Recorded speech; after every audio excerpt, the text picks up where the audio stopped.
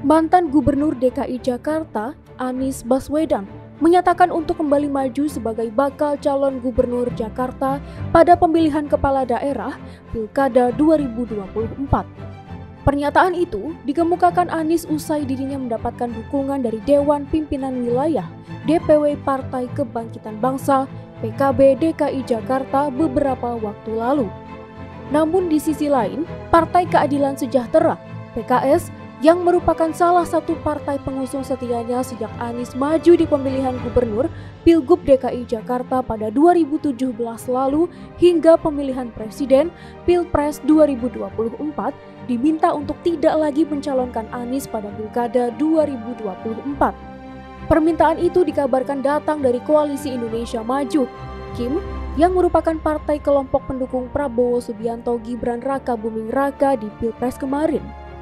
Selain diminta tidak mendukung Anies, PKS kabarnya juga ditawari posisi calon wakil gubernur Cawagup di Pilgub Jakarta mendatang. Tawaran posisi Cawagup oleh Kim dibenarkan oleh Presiden PKS Ahmad Syahiku. Kendati mendapat tawaran, dia mengaku masih akan melakukan penelusuran lebih jauh mengenai posisi yang menguntungkan untuk diambilnya. Makanya sedang kita coba analisis, kita kaji mana kira-kira yang nanti paling maslahat, kira-kira begitu, kata Syahiku di kantor DPP PKS, Jalan TB Simatupang, Jakarta Selatan, Selasa 18 Juni 2024. Lebih lanjut, pertimbangan PKS untuk meninggalkan Anies dalam pertarungan kali kedua di panggung Jakarta lantaran pengaruh elektoral Anies tidak berdampak baik secara signifikan kepada PKS saat diusung sebagai calon presiden di Pilpres 2024. Kalau dampak baik Anies terhadap PKS itu kan perlu diuji, tapi setahu saya bisa iya bisa juga tidak sih. Karena bagaimanapun pengaruh PKS mengusung Anies kemarin setahu saya enggak terlalu signifikan, kata pengamat politik sekaligus Direktur Eksekutif Foxpol Center Research and Consulting Pangi Syarwi Caniago kepada Forum Keadilan saat dihubungi beberapa waktu lalu. Selain karena dampak elektoral, Pangi menilai ada sosok internal yang ingin diusung oleh PKS di panggung Jakarta, baik sebagai cagup maupun cawagup. Hal itulah yang dianggap menjadi pertimbangan PKS untuk meninggalkan Anies apabila kadernya tidak diakomodasi. Menurut Pangi, sosok sebagai cagup di tubuh PKS sampai saat ini belum tampak hilalnya.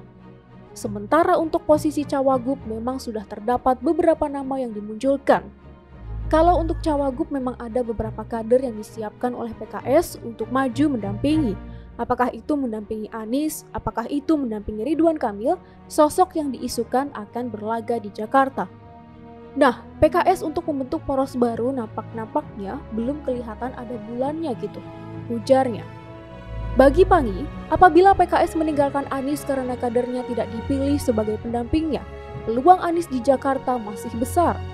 Anies dianggap tidak akan kehilangan suara dan elektabilitasnya jika keduanya pecah kongsi.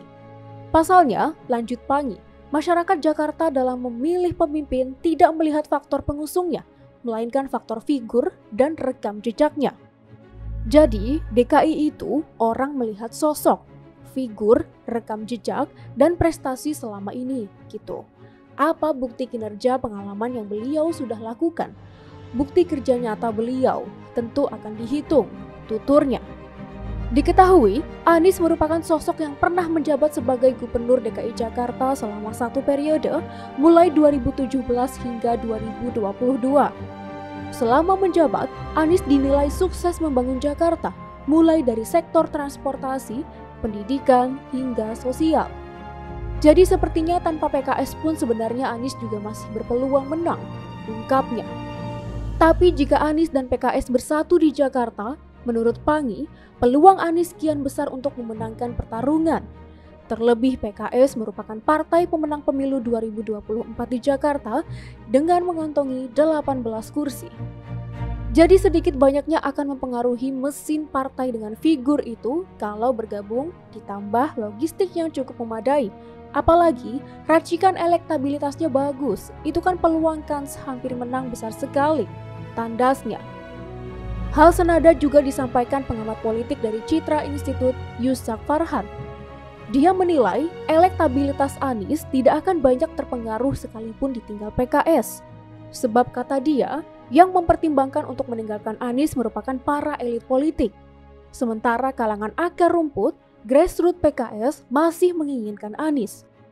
Jadi keputusan elit PKS kalaupun misalnya tidak mendukung Anies dan mendapatkan kompensasi politik dari kekuasaan, ya saya kira tidak akan banyak diikuti juga dengan grassroots. Karena jumlah struktural dengan grassroots lebih banyak grassroots, kata Yusak kepada Forum Keadilan saat dihubungi beberapa waktu lalu.